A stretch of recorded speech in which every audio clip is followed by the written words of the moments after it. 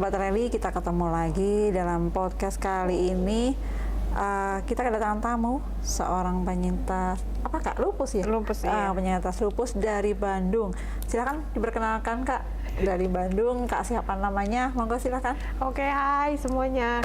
Nama saya Venisa, biasa dipanggil Veni. Saya dari Bandung. Terus ya itu tadi yang seperti Kak Mbak Yuli bilang, saya penyintasnya kenanya autoimunnya SLE. SLE ya. Udah berapa lama? Sebenarnya ini ceritanya panjang. Dipersingkat bisa.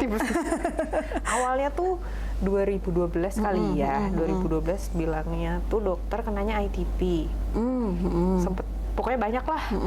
Pokoknya dari 2012 itu sebetulnya sudah menunjukkan tanda-tanda yang biru-biru itu. Iya, lebam-lebam itu ya. Terus ya kalau untuk lupusnya sih dari 2019. Dari tegaknya sudah tegak. Ya, iya. Berarti pengobatan sudah berapa tahun tuh? 2019. Jadi hitungnya dari 2019 sampai sekarang. Karena dari gitu. 2012 ke 2019 masih pencarian. Kayak orang bingung gitu ini. Iya. Gejalanya yang paling signifikan apa waktu itu? Cepet capek sih. Cepet capek ya? Cepet capek dan biru-biru. Oh gitu. Walaupun nggak ada benturan, nggak habis jatuh gitu ya? Enggak. Oh gitu. Oke. Terus bisa terdiagnosanya? Oh iya. Karena apa Kak? Kalau waktu itu karena hamilnya waktu itu nggak di planning. Iya kan. Biasanya kayak gitu memang kan. Nggak di planning. Kemudian waktu itu usia 15 minggu, bengkak-bengkak semua, terus sesek. Ternyata pas dicek lab, ini harus masuk IGD. Dari situlah dicek lagi anak IF gitu kan. Ternyata hasilnya memang positif. Habis itu lanjut lagi kan, nggak mungkin di anak IF loh. Lanjut lagi ke pemeriksaan selanjutnya biasanya. Itu waktu itu udah itu aja sih anak profile? Ya? Kalau nggak salah karena waktu itu udah pernah tes anak kan sebelumnya, gitu. Jadi ini tuh lanjutannya lagi. Oh ya, berarti sudah lanjutan ya. Sudah Oke.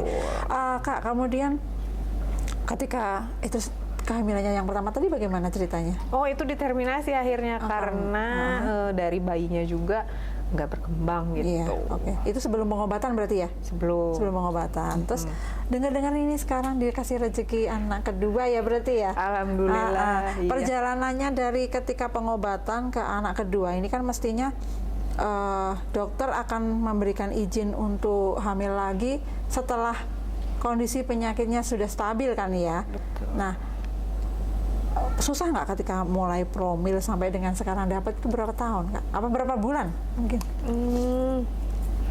Sebenarnya kalau dibilang untuk mencapai bisa punya anak sekarang itu susah-susah gampang gitu, karena dipikir remisi itu gampang. Kayak oh iya udah berobat mungkin dipikirnya 6 bulan atau 1 tahun lah. Tapi ternyata ketika itu sudah menyerang ginjal, ternyata memang tidak semudah itu gitu. Jadi sempet aduh kok jelek, tapi sudah biasa jelek gitu maksudnya kan. Jadi ya sudah kita berteman aja gitu dengan jeleknya ini sampai akhirnya bisa remisi, bisa promil waktu itu, walaupun dokter obgynnya deg-degan juga. Iya pasti nih. Dokter obgynnya deg-degan. Kalau dari BPJP sih ya DPL esok aja gitu. Boleh ya. Gitu. Tetap tapi monitor ketat ya. Oh iya biasanya, itu. Ya. Jadi makanya satu pesan sekalian untuk teman-teman di luar sana, bukan tidak mungkin seorang penyintas rematik autoimun, kalau dalam kasusnya Kak Venisa adalah lupus ya, itu untuk bisa hamil. Tapi ada syaratnya, yaitu kondisi penyakitnya harus sudah stabil dulu, dan itu direncanakan bersama dengan DPL. Betul. Karena kan nanti akan dilihat lagi obat-obatnya, apakah obat-obatnya sudah disesuaikan dengan kondisi kehamilan. Kan tidak semua obat aman untuk kehamilan, gitu kan ya Kak ya? Betul. Nah, dan biasanya ini kan butuh dukungan nih dari suami terutama, keluarga gitu ya. Pernah nggak Kak menerima stigma yang kurang enak? Misalnya, kok nggak hamil-hamil kayak gitu? Oh, boleh cerita? Kalau nanya yang nggak, oh ya waktu itu pernah memang. Kan kita kebetulan 2019-2020 COVID kan. Ya karena kita pikir memang bisa cepat punya anak lagi, ternyata belum. Dan pipinya kan kayak bapau ya. Ya betul. Nah, badannya tapi kecil gitu kan. Sebenarnya itu sempat jadi ini juga ngedown juga. Iya. Kok ngomongnya kayak gitu sih, Iya. gitu kan? Itu satu. Kemudian ditanya nggak hamil lagi, orang nggak berani nanya justru. Sudah nggak berani nanya. Nggak berani nanya karena itu sempat ada yang nanya, tapi aku jawabnya emang mau gantiin aku kalau masuk HCU. Nah loh, terus Gitu kan, dari situ nggak berani nanya lagi karena memang waktu itu ya masuk HCU siapa yang iya itu betul, kan. betul. Jadi memang ketika ada omongan-omongan yang kayaknya memang bisa dijawab nih, tapi dengan ketawa gitu Iya, jawabnya, jadi jawab aja. Cuman Iya. kadang ada beberapa yang lewat aja lah gitu, Iya, sudah. biarin Ya, aja. betul. Sekarang sudah dibuktikan ya, sudah dikasih rezeki anak kedua. Tentunya ini menjadi apa ya, motivasi buat Kak Feni sendiri untuk tetap berusaha, tetap patuh ya menjalani pengobatan, karena kan untuk kasus lupus kehamilan itu adalah bisa menjadi trigger ya. Jadi kan tentunya harus kontrol ketat nih, baik opsinya maupun DPL-nya ya. Kemudian Kak Feni ini kan punya latar belakang psikologi ya. Menurut Kakak, triggernya teman-teman itu biasanya apa sih yang bikin flare up? Ya, banyak ya sebenarnya. Banyak. Cuman kalau yang dirasain sendiri, balik lagi karena ini ngomonginnya pengalaman, ya diri kita sendiri sih. Karena kan nggak jauh-jauh ya. Walaupun memang pengaruh lingkungan juga bisa, tapi kan balik lagi ke kita gitu. Kita yang pegang kontrol semuanya kan. Ada kalau di dalam diri kita bisa kontrol. Kayak misalnya yang paling gampang, overthinking. Aduh, hasil labku jelek nggak ya? Sebelum tes lab tuh biasanya seperti itu kan. Bagus nggak, selalu seperti itu. Nanti ketemu dokter gimana, itu selalu seperti itu. Atau misalnya aku kapan sembuh dan segala macam, kok aku begini beda sama yang lainnya. Itu pemikiran-pemikiran itu yang sebetulnya bisa kita kontrol, gitu, bisa kita atasi. Kayak lingkungan yang bilang, ih kok kamu gendutan, misalnya gitu, ih kamu, itu kan nggak bisa kita tutupin mulut Ya, satu-satu ya betul, mereka. betul. Jadi ya kalau itu kayaknya kita bisa abaikan sih. Harusnya ya, harusnya karena mungkin gini, memang sih itu akan melukai perasaan kita, walaupun kita mau berusaha cuek, itu tetap insecure itu kan ada ya. Betul. Tapi kan balik lagi ke kita masing-masing, kita tahu betul bahwa itu kalau kita terusin itu bakalan menjadi salah satu trigger flare up. Nah, kita mesti bisa stop sampai situ. Ya sudahlah, orang mau ngomong apa, yang penting kan kita yang mengalami, kita yang tahu apa sih yang terbaik untuk kita. Kan kita ngejar sehat dulu nih, ya kan? Betul. Kita ngejar sehat dulu, ngejar stabil dulu, yang lainnya pasti akan ngikut. Gitu kan ya? Setuju ya Kak? Nah ini masalah psikologi ini nggak gampang. Betul. Dia nggak akan bisa struggle sendiri. Dia butuh orang-orang di sekitar dia yang memberikan dukungan nih. Kalau dari sisi psikologis nih Kak, bagaimana untuk teman-teman yang nggak mendapatkan ini? Karena ada. Ya. Harus bagaimana nih? Harus konsultasi ke psikiater kah? Atau harus bagaimana mereka nih? Oke, kalau yang dapat dukungan mungkin gampang ya, gampang. Tapi kalau yang nggak dapat dukungan itu lumayan tantangan juga. Jadi memang baiknya lebih baik kita dibantu sama profesional, gitu. Dan kalau misalnya sudah menikah ataupun belum, misalnya ada sama keluarga, itu kayaknya bisa dibawa bareng-bareng. Ya, supaya semuanya teredukasi ya. Gitu. Karena harusnya nggak cuma dia doang ya Kak ya. Karena kadang-kadang triggernya itu yang sekitar. Betul. Entah misalnya minta bantuan profesional ke psikiater, psikolog, ataupun ketika lagi ketemu sama dokter, ayo temenin dong, gitu. Jadi kan biar tahu nih udah sejauh apa sakitnya atau perkembangannya seperti apa, kayak gitu sih. Ya, jangan malu ya. Karena kan stigmanya itu takutnya apa ya? Kok aku harus ke psikiater? Apa yang ada nggak beres nih sama mentalku? Kan biasanya gitu kan. Betul. Padahal sebenarnya perlu dibantu. perlu sekali ya, supaya nggak semakin benar-benar jadi sakit mental juga. Betul.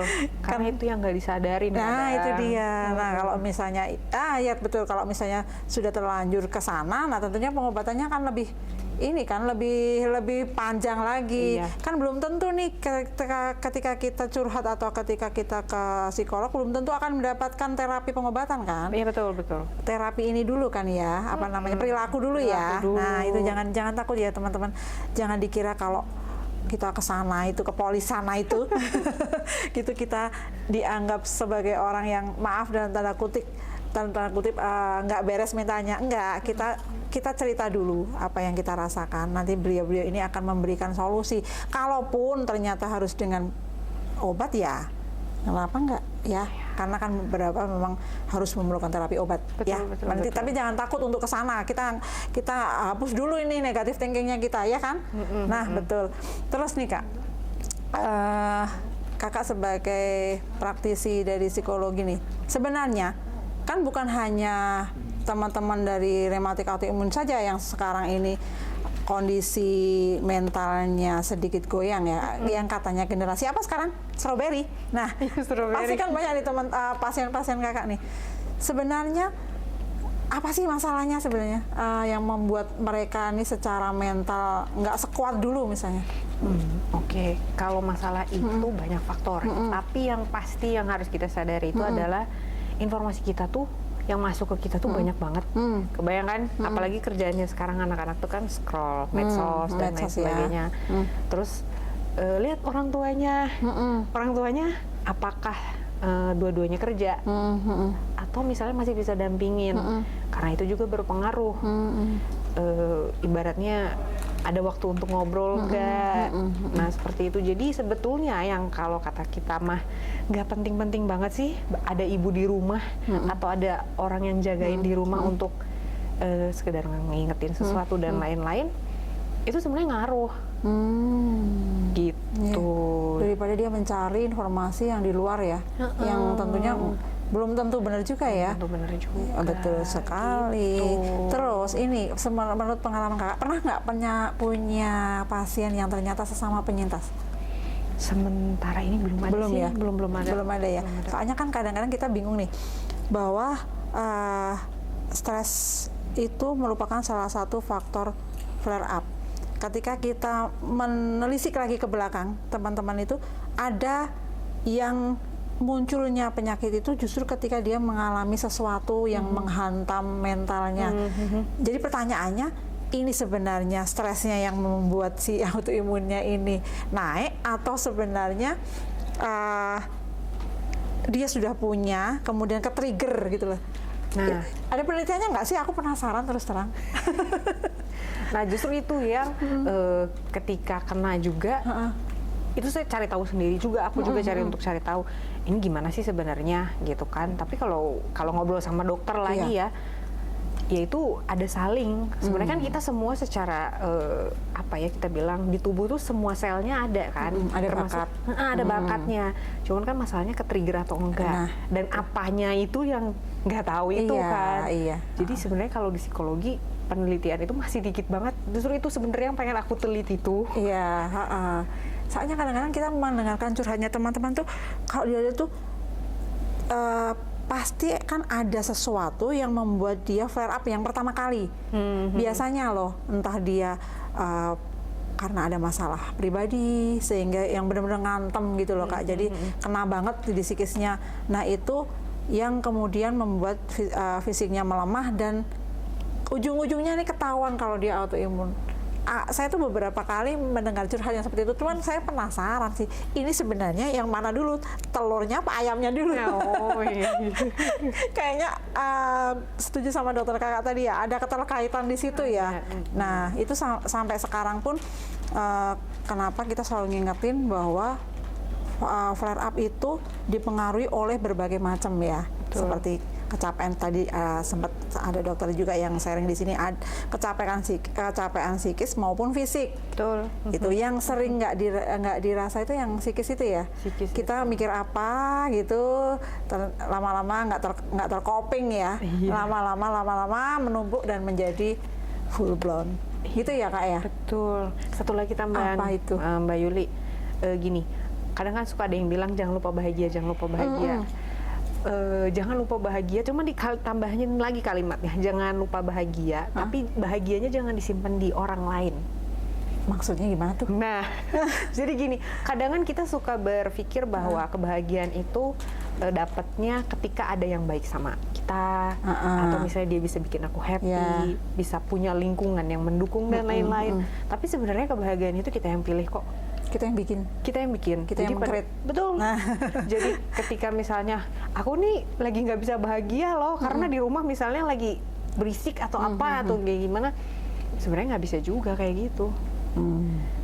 Gitu, karena kita nggak akan pernah bisa nemuin lingkungan yang ideal yang akhirnya bikin kita tuh nyaman, karena nggak akan pernah nyaman sih. Ya betul, Iya. selalu akan ada masalah Selalu kan ya. akan ada masalah. Nah itu salah satu yang pernah saya katakan ke salah satu teman, mungkin semoga beliau menonton, bahwa beliau itu mengatakan bahwa aku mungkin nggak akan pernah bisa stabil karena lingkunganku tidak mendukung. Nah sebenarnya kan kita bisa menciptakan lah ya kebahagiaan kita sendiri. Kita nggak bisa menuntut kondisi seideal yang kita mau kan ya. Tapi kita bisa menciptakan kebahagiaan kita sendiri ya. Kebahagiaannya ya, tapi jangan yang lihat di atas ya. Kebahagiaannya yang sesuai dengan kondisi kita, ya nggak sih? Jadi kalau orang Jawa itu bilang bukan terima yang pandu apa ya? Bukan terima dalam artian ya sudahlah pasrah, bukan, tetapi tetap mencari kebahagiaan yang sebenarnya bukan pelarian ya. Ini kadang-kadang kan beda nih. Teman-teman itu ada yang mengatakan kebahagiaanku adalah mungkin nonton drakor, mungkin lihat konser apa, tapi begitu sampai rumah dia sampai lagi ke kondisi yang itu kan bukan ya, berarti bukan ya. Jadi kondisi kebahagiaan yang sejati itu adalah yang dari diri kita sendiri. Mau dimanapun kita berada, disitulah kita bahagia. Begitu kan ya? Here and now. Ya sekarang kita lagi ngobrol nih, kita nikmatin bahwa kita ketemu sama Mbak Yuli loh, bisa ngobrol loh, kayak gitu. Jadi ketika kita diem pun, kita bersyukur, oh iya badan aku nih udah bawa aku ke sini, misalnya udah bisa lihat apa, ketemu siapa, denger apa, ngerasain. Itu tuh, ya itu, jadi kenapa mesti harus ngerasa aku nggak bahagia? Duh Tuhan tuh udah baik banget sebenarnya. Iya betul. Gitu kan? Kayaknya perlu ini deh Kak, perlu apa namanya? Rasa syukur dulu kali ya, terima dulu, ikhlas dulu menerima kondisi, kemudian nanti bisa bersyukur. Nah baru dari situ akan apa ya, negatif thinking kayaknya nggak sempat mendekat deh. Tapi kalau kita misalnya sudah merasa kita orang paling menderita sedunia, habis itu nggak ada syukur-syukurnya, nah pasti akan bulat aja di situ. Iya nggak sih? Benar. Begitu ya teman-teman ya. Soalnya ada banyak banget yang dia, iya bukan saya nggak mau menerima ladang curhat ya, cuman pernahkah nggak sih si orang-orang ini bersyukur sedikit saja dalam hidupnya? Iya nggak sih, kita memulai segala sesuatunya tuh bersyukur dulu gitu loh. Kan saya pernah mendapatkan sharing dari teman psikolog itu, disuruh membuat 10 hal yang patut disyukuri hari ini. Oh, jurnal ya. Ya, kayak gitu.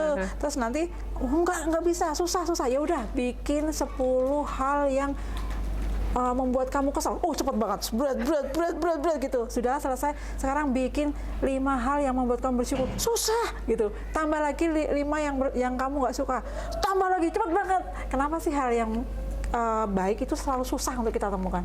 Karena nggak biasa. Nggak dilatih. Misalnya kita gampang, Mbak Yuli siapa yang Mbak Yuli nggak suka, langsung tahu kan gua. Tapi yang disuka, bentar dulu ya. Ini dulu yang disebutin. Betul. Karena kebiasaan sih memang. Dan kebiasaannya dari mana dimulainya? Ya dari kecil mungkin. Iya betul. Ya kan? Ya. Dan kebanyakan teman-teman yang mendapatkan terapi ini nggak sabar di proses itu, Kak. Kenapa sih aku tiap hari suruh bikin jurnal, bangun tidur suruh 10 kegiatan positif yang mau saya lakukan hari ini, 10 kebaikan atau hal yang patut kusyukuri hari ini. Dia bosen gitu loh. Padahal kan sebenarnya itu melatih gitu. Benar, saya setuju sekali. Kalau tidak dilatih, nggak akan dapat itu. Iya kan? Kalau menemukan hal yang buruk itu nggak usah latihan ya. Pasti akan kelihatan. Tapi begitu pengen menemukan hal yang positif itu perlu latihan, perlu kepekaan. Setuju sekali dengan Kak Venisa. Teman-teman ada yang mau tanya nggak? Ini mumpung ada seseorang yang dari latar belakang psikologi nih. Ada yang mau tanya? Ini Kak, kalau misalnya kita lagi down banget ya, apa yang pertama yang harus dilakukan? Pokoknya down tuh ketika si penyakitnya tuh lagi flare gitu, terus kondisi lingkungan juga tidak memungkinkan untuk bikin kita happy gitu. Itu harus gimana kita sebagai penyintas autoimun? Oh, oke, siap. Bagus nih pertanyaannya. Iya, oke. Kalau lagi down, terus kita harus gimana sedangkan lingkungan nggak mendukung. Yang pertama, terima dulu si rasa sedih kita, kesel kita, marah kita, apapun itu, terima dulu. Mau nangis sejadi-jadinya. Boleh. Nah, justru itu dikeluarin dulu, semuanya diluapin. Kemudian ketika kita udah tenang, barulah. Ya. Karena mau nggak mau memang itu harus dikeluarin ketika kita nahan. Aku nggak apa-apa, tapi sebenarnya enggak, aku tuh nggak Sesuatu, terima iya, misalnya. iya. Nggak apa-apa loh kita bilang misalnya aku tuh nggak terima loh sekarang keadaan aku lagi jelek. Itu nggak apa-apa bilang aja. Cuman memang problemnya adalah ketika kita ngeluarin, waktunya itu suka unlimited ya, Ya, suka ya, kelupaan. ha. Nah itu pentingnya kita sadar, oke lah aku mau nangis atau bersedih-sedih ini 3 hari misalnya, atau seminggu, Ya. atau yang paling gampang 3 hari dulu deh cobain. Duh kayaknya masih kurang, oke tambahin 7 hari. Ya. Gitu, karena kalau kelamaan juga nanti gangguan Ya, lagi betul, gitu. ya betul. Ya. Jadi itu sih, Iya. keluarin dulu, memang harus dikeluarin dulu, emosinya segala macamnya, baru Ibarat gelas itu kosongin dulu ya kak ya, Kosongin dulu. kosongin dulu rasa sedihnya, diluapin dulu sampai kosong, baru dia bisa menerima yang lain-lain. Karena ketika kondisi gelas ini penuh, mau ditambah kebaikan apapun dia nggak akan ini. Air untuk menambah kebaikan nggak bisa kan, dia keluar-keluar terus tuh, kayak gitu. Gitu ya kak. Oke Kak. Nggak gampang tapi tetap bisa, ya kan? Dilatih ya, kembali ke latihan lagi, betul sekali. Latihan. Jadi apa namanya, kita mesti ini ya, mau sedih itu ada kasih apa ya, target mungkin ya. Aku nggak boleh lama-lama, karena kalau lama-lama ini mau jadi, pasti akan menjadi trigger flare malahan. Betul. Tapi yang namanya nggak bisa kan hidup zero stress itu kan nggak bisa, tetap akan ada. Nah ketika kita menemukan sesuatu yang tidak sesuai dengan keinginan kita, ataupun membuat kita sedih, kita perlu tetapkan target nih. Aku bersedih berapa hari, gitu kan ya? 1 hari, 2 hari, setuju. Kalau masih kurang ya udah, nggak apa-apa. 1 hari lagi deh, sedih lagi gitu ya. Tapi jangan lama-lama, karena kalau lama-lama susah bangkitnya. Iya. Betul kan ya? betul. Nanti kebiasaan jadi sedih Nah, terus nggak bisa melihat yang baik ya. Oke. Gitu. Penting sekali ya teman-teman, semoga apa yang kita obrolin ini bermanfaat ya, karena ini perlu latihan. Setuju sekali dengan Kak Feni ini. Ibarat seseorang yang sekarang sukses itu dia pasti berangkat dari kegagalan.